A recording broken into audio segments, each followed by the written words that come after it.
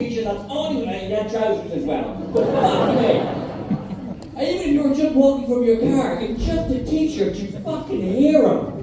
Where are you? Oh, he's died. Okay. Yeah, he has succumbed to hypothermia. But at least he didn't wear it. Ladies and gentlemen, how are we? Get clear. I haven't done a gig in about a month. You're looking at facing the right fucking way, alright? We're going to have a lovely time tonight, ladies and gentlemen. I'm going to talk to you for a bit, and then I'm going to bring in the support act, because I warm up for the support act. I'm a fucking idiot, man. That's what I am. I don't have a dog. I'm sure if I did, I'd bark myself. Well, talk to you for a bit, and then Shell's going to come on. She's going to talk to you for a bit, and then there'll be an interval, and that'll be about 20 minutes. And then after I come back on, I'll talk to you a big long bit, and then there's another interval, and that lasts about 2 years. So, people are coming in. I'm not going to pick on you, because why would I? I had that beaten out of me in Australia. I was in the Melbourne Comedy Festival a good few years ago, and it was an 8 o'clock show. 10 past 8, a guy comes in to sit in the front row, and I had to go with him. I got here one time from the other side of the world, you know, the usual shit. The guy looks up and goes, "No, my fault. Your fault's fucking starting on time."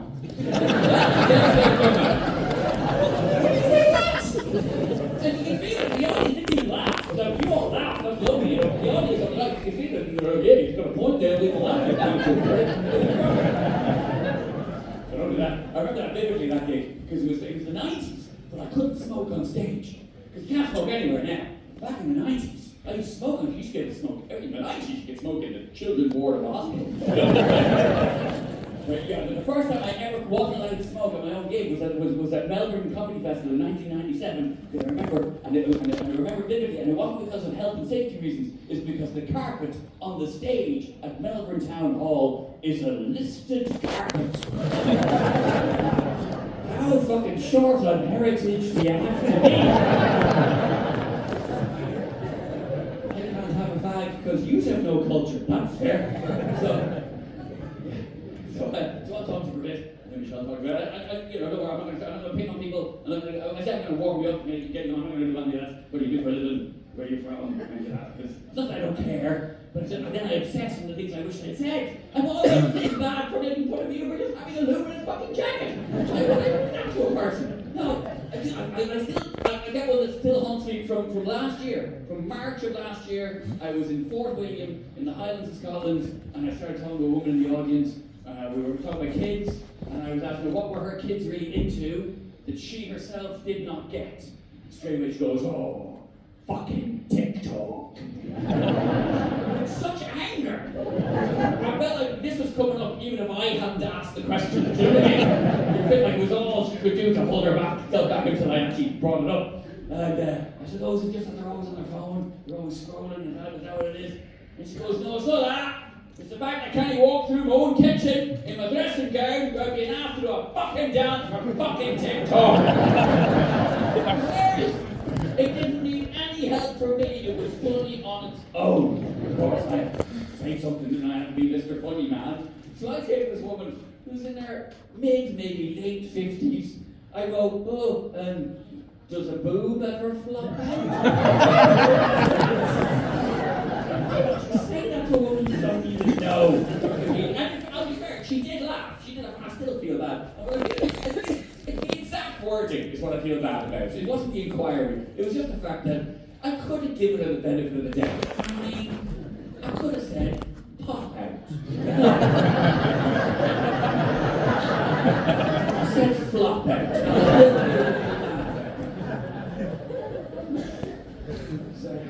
So we're going to have a the show you'll be watching in the second half, ladies and gentlemen. Oh my God, what a show! Apparently the best show I've ever done. That's what I'm being told. It was the most well-reviewed stand-up show at last year's prestigious Edinburgh Fringe Festival. They captured all the stars. Who got the most? Me. It's not a competition, but I won. And I shouldn't give a shit. I shouldn't care what reviewers think. I should only care what you think. Because reviewers pay their tickets. But I do care. And even when I get a good review, I still look for the bad in it. Typical fucking insecure performer. Again, talking about Melbourne Comedy Festival. I was there last April, with my older show. The last show I came here with, I was here a couple of years with. And I did it in Melbourne, and I got a 5-star review for that show. 5-star review from Time Out Australia. Should be delighted. No. that review, the reviewer saw fit to refer to me as sprightly. That's the fucking party over, isn't it? Reviewers or journalists are calling you sprightly. Time to knock it on the head. Sprightly? I am 51 years old. I appreciate that it's too old to wear trainers with a suit jacket. But it's too young to be called fucking sprightly out there. Sprightly's what you call your granddaddy who still has a bit of a life left in him, isn't it? I guess the 5 stars he gave me were to reflect the ones I apparently see when I get out of a chair too quickly. I don't think people make me feel any older than I already am. Thank you very much. Fucking Miley Cyrus would have a song about how she used to be fucking young. Jesus Christ. I was listening to the radio when your fucking dad was on it, love. Didn't like him, I like you fucking less. Anyway. What a fucking miserable old bastard complaint that is, isn't it? Didn't like your dad, don't like you, and then you're on the radio. You think you used to be young? Fucking hell, that makes me. I shouldn't care about reviews. I shouldn't care. I'm watching this show, I didn't care about the review. Well then, not everybody gave it a 5-star review. You know, but even the ones that gave it like a 4-star review, you still read like a 5-star review. The student newspaper gave this show a 4-star review. But in that 4-star review, the journalist said, I cannot recommend this show more highly. I don't want to say you have to do your job. I think I see a way. I only got a 4-star review from The Guardian, which is exactly the number of stars you want for a comedy show from a review in The Guardian. If you ever see a comedy show get a 5-star review from The Guardian, one thing you know about that comedy show, there's not a fucking joke in the thing. There's a guy crying and punching himself in the dick for an hour. And you're gonna have to, we're gonna bring on my support act now. She's a bit nervous, but she's got every right to be, because she's shit.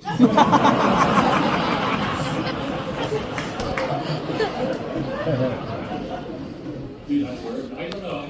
She's too funny. I have to hamstring her somehow. I have to just fuck her up. So, you'll know her from her blog, 10 Reasons Lancaster is a Shithole.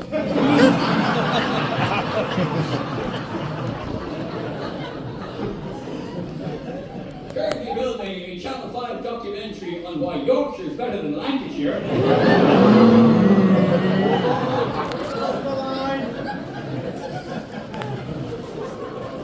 Too easy on that shit.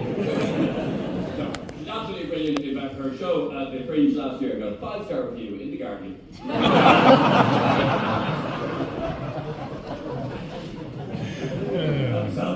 fantastic. She comes to us all the way from Toronto, Canada. She's absolutely brilliant. I'm sure you'll love her. Please put your hands together. Welcome today to the very funny Shaughnessy.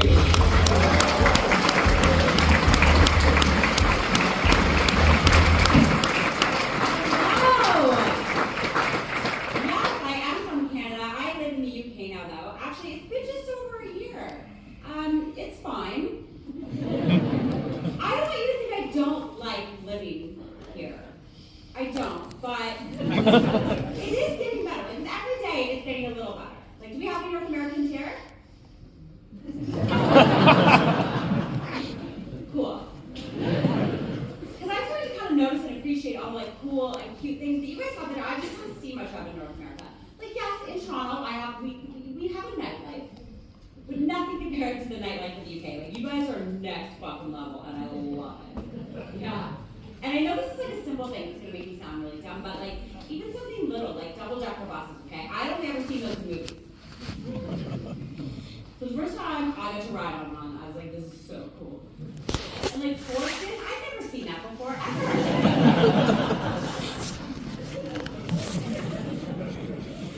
First time I got to ride on one.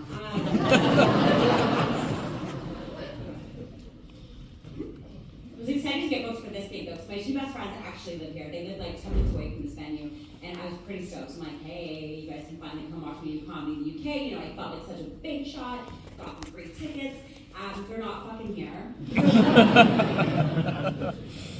Yeah, it's not sitting well with me for a few reasons. Number one, they wouldn't even know each other if it wasn't for me. They're both from Canada, both my good good friends, you know? But I knew them from different areas of my life. And I knew they were both heading over to the UK to start different jobs. And I thought, you know what? They'd make a great couple. I'm going to play matchmaker. Has anyone here played matchmaker before? You're all smarter than me. That's great. Listen, it worked out so well for them. Not so well for me. Like, I feel invisible. Like, I was trying to have dinner with them last month in this area. And I was like, hey, we're going to dinner. They're like, no, we just decided to stay in and have a couple tonight. Yeah, they're one of those couples that now that they're together and in love, it's like nobody else exists. Do you have friends like that? Yes, maybe some of you are friends like that. Just feeling a little invisible. I guess live and learn, right? Don't set up two friends when you only have two friends. I've never been cool. I've done my whole life. I'm totally also cool. Does anybody else hear me Thank you. Yes, okay, not just me on that one. That makes me feel good. It's terrible. Like, I was picked on from a very young age. I remember 7 years old. That's when the bullying got really bad. I was picked on for a few things, but mostly it was for my weight. I was very overweight when I was younger. I've lost about 7 stone since I graduated from high school. And thank you. So it was really tough though. When you're a kid, like kids are vicious. And I remember crying every day after school. And my mom would say this motherly line that if you're here and your parents, we gotta retire this. We gotta stop saying this stuff to our kids. She would say, it's okay. Sticks and stones will break your bones. Their words can't hurt you. We all know that's bullshit, right? But at 7 years old, you want to believe that kind of stuff that your parents tell you. So I remember the day my mom said that to me, I thought, wow, now I know how to shut down the bullies. So I go to school the next day.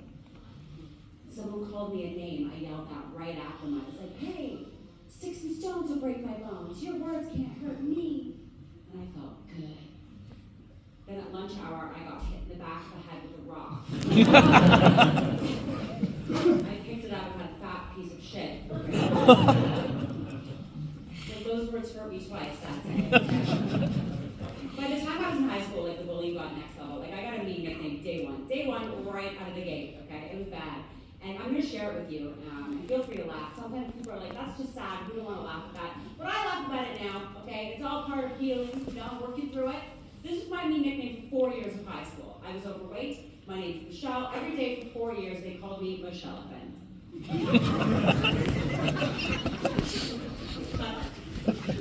Even back then, through the tears, I was like, oh God, that's good.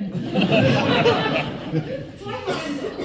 Many years went by, and I thought I was over, and I was like, you know what, it doesn't bother me, it didn't affect me at all, I am over it. That's what I thought. But more importantly, I thought that because I could come on stage and talk about that time in my life, that audiences such as yourself were like, wow, that's a strong, confident woman. She did not let that affect her. That's the image that I thought was portrayed into the world. Until recently, I talked about it on stage, made a few jokes, and on my way out of the venue, a woman chased me down to give me her business card. This woman was a therapist. Now, when you're in show business and someone chases you to give you a business card, you think, oh my God, this is it, I've made it. This is my big break. This is going to be like a hotshot TV producer. No, it said trauma therapist. She gave me some advice that night on the spot. She said, you know what? She said, I know what you need to do. It's a lot of work, but I feel like you can get over this. I'm like, okay, what? She said, first of all, you got to let it go. And I know that's easier said than done. And it is easier said than done, but she's not wrong. You do have to let that stuff go. Then she said, in order to truly heal, you have to forgive and then forget. And that is really great advice. Let it go, then forgive and forget. I just don't think she understands how hard that is. Michelle-Elephants never forget.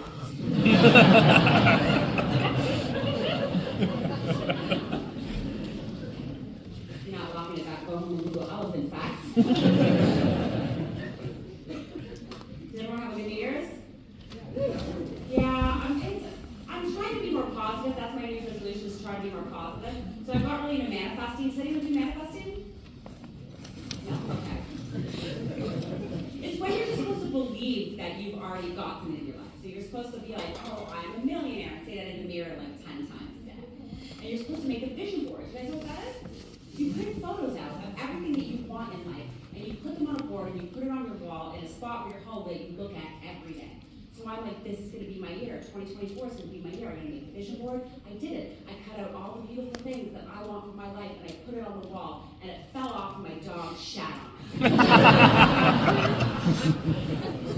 So that's how manifesting is going for me right now. I did go home for Christmas, and I didn't, listen, I love my family, okay, but I was not prepared. I was not prepared for what my parents are like now that there's no kids left in the house, because they're different people. My older sister moved out of the house a couple months before, so I go home, and I was expecting them to be sad and devastated. Yeah, I could not have been more wrong. I was like, Mom, no kids in the house, how's it going? She goes, I love this. Frankly, you should have done this 30 years ago. But then this woman goes to a place that I don't want to go with my mom. She says, I love it. Now I got your dad back to myself. You think that's enough? No, that was not enough for her. Then she goes, yeah. No, there's just me and your dad in the house. I think it's time for me to spice things up with your father. I don't want to hear about that. I don't even think Dad wants that. I'm like, nothing would turn Dad on more than if you finally just got a job. Okay, Mom? She turned 65. Her birthday's right after her. She turned 65 when I was there. And I'm really happy that I was there for that, for her birthday, and I love her attitude. She said now it's her time in life to do what she wants. She said it's her time in life to do what she wants and only worry about herself. And I love that. And she said, you know what? I'm going to be sexy this year. And I want to make it clear, I'm not saying you can't be sexy at 65. You can be sexy at any age you want, just not when you're a mother, okay? I don't think I'm alone in thinking that. Like, nobody in this room right now is sitting there thinking, you know what, I have such a great mom and I love her so much and she's so nice. I just wish she was a little more fuckable.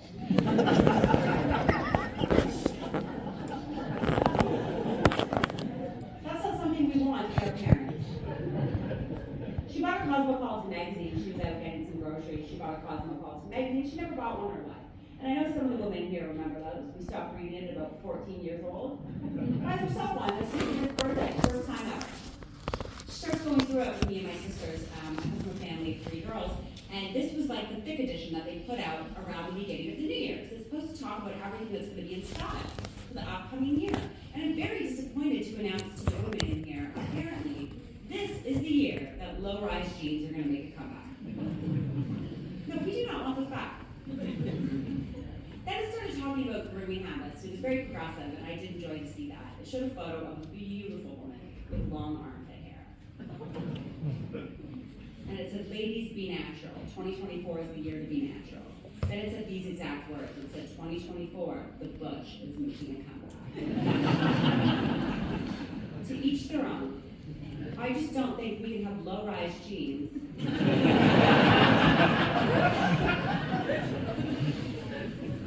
At the same time. She starts asking all these questions. You know, she never heard of all the different types of waxes. She's like, what's the Hollywood? What's the Brazilian? I'm like, Mom, don't worry about it. We don't need to talk about this. And she's like, well, maybe we'll do that for my birthday. Maybe we'll do bikini waxes. It's like, we were going to take you for a manicure. Like, I'm not taking you for bikini wax. Like, you're 65. Maybe start with your face and work your way down.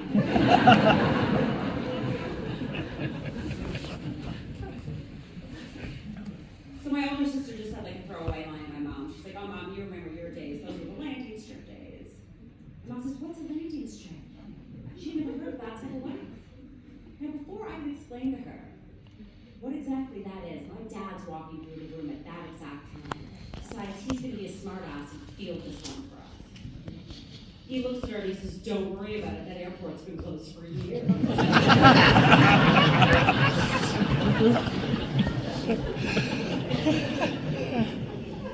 Without missing a beat, she goes, oh, it's been open. It's just not equipped for soft landing.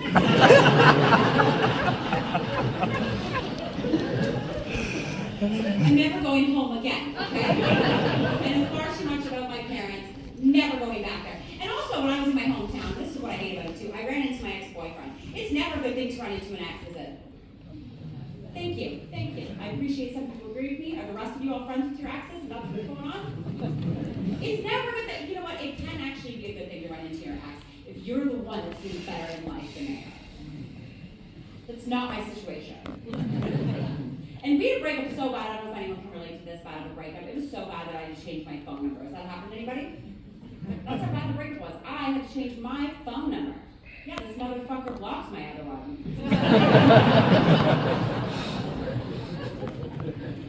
Look, there's two types of women in life. There's hard to get and hard to get rid of. I am one. I am married now, though, but my husband still lives in Canada because things are just going great in my life. We got in a fight when I came back over, and I feel so strongly that I didn't ask anything. It was that big of a deal. I'm going to get your opinion. I know I'm right. But I'm going to ask what you guys think anyway. I simply said, we should share locations on our iPhones. Any couples here do that? All of you? I'll let him know. Who said yeah? There was a call. I heard a yeah from over here. You share locations? Are you here with your ladies tonight? Whose idea was it to share locations on the iPhone? Oh, you always have location sharing, so you've always done it. How often do you check where she is?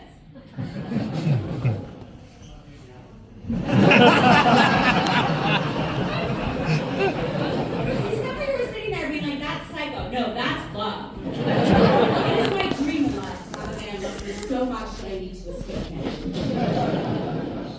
You guys know what location sharing is, right? This beautiful lady here can press a button on her phone and a dot appears where he is at all times because that's fucking normal.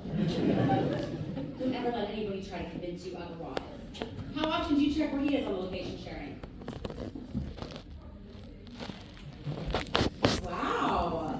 Wow, I love this. You're either just so in love or have no trust. That's amazing. I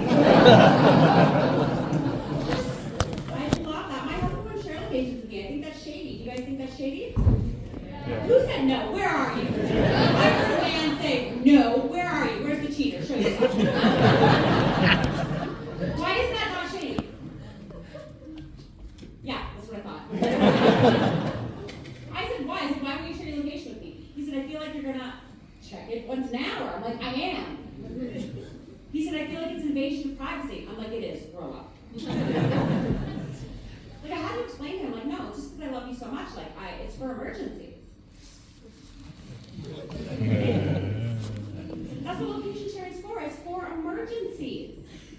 Like, what if it's late at night and he's stuck in a ditch with a fork? He's older. I married an older man. Anyone in here like the old men?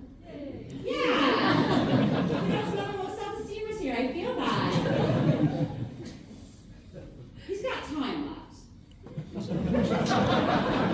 Like I like him old, not sprightly, you know.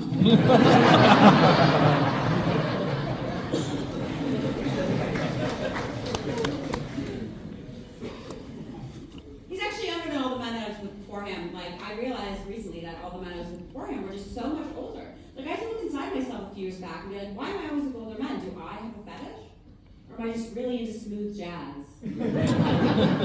Like the man that I was with before my husband was a lot older and the age difference didn't bother me. I never thought about it.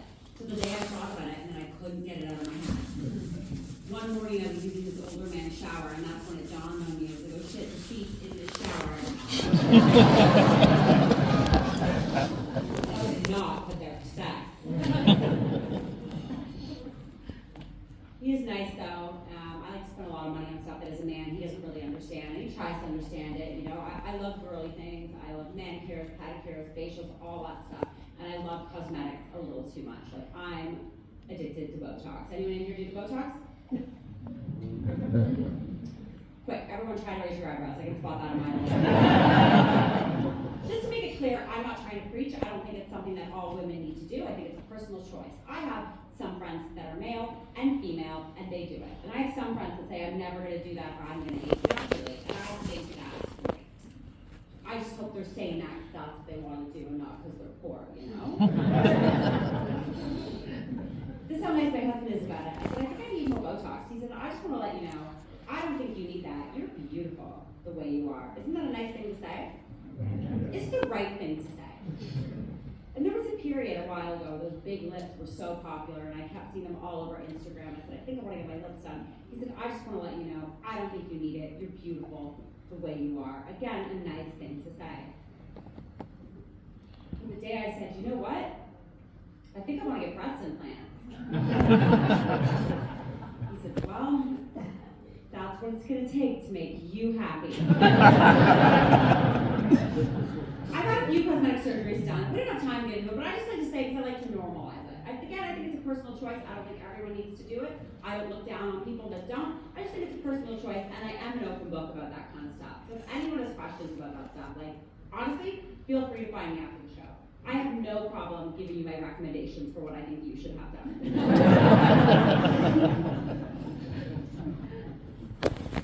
Going through a lot. Starting over in this country is a lot. It is a lot, and I decided to get a therapist. It's the first time in my life. I've never saw one before, and I was like, you know what? I think I need to get a therapist. I think she could help me because I'm scared of a lot of things. I've never driven a car because I'm scared. Anyone else too scared to drive a car? Yes, a few. Okay, thank you. And where do you guys sit on roller coasters? I can't be the only one here that's too scared to get on a roller coaster. Yes, right? It's terrifying.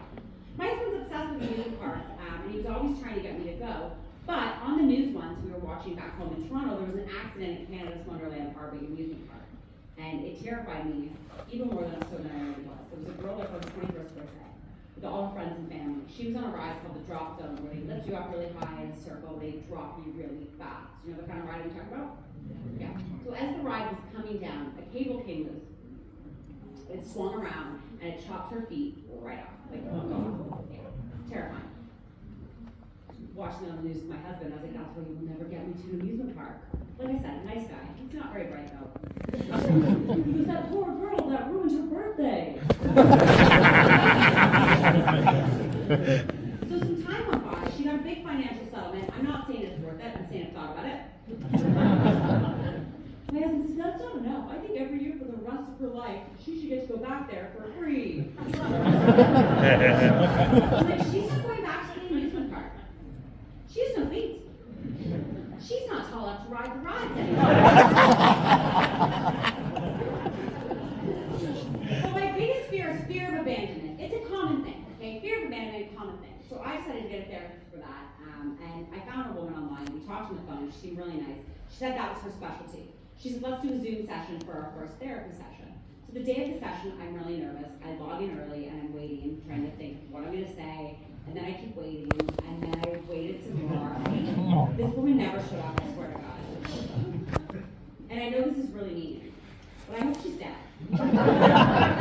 There's no excuse for not showing up when you're the therapist. But then I'm like, what if this is her new wave therapy method to help me with my fear of abandonment?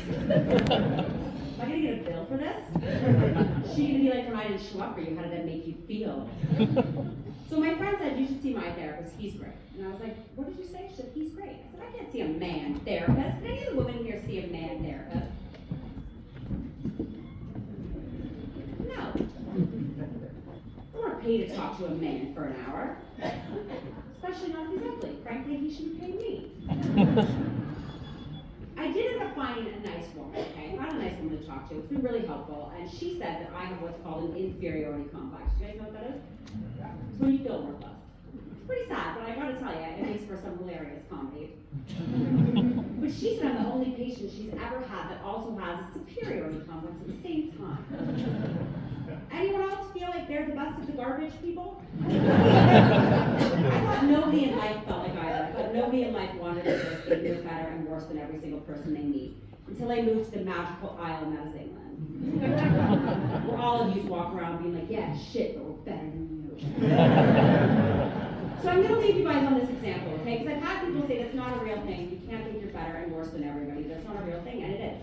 I was at a pub recently, and there was a group of men sitting by the door rating every female that walked by on a scale of 1 to 10. Very misogynist, yet very informative. And when I left, I didn't hear what they said about me. So I went home, and it kept me up all night wondering what they rated me on a scale of 1 to 10. But then I realized it doesn't matter what they think. It only matters what I think. So I'm going to open up and be very vulnerable with you guys right now.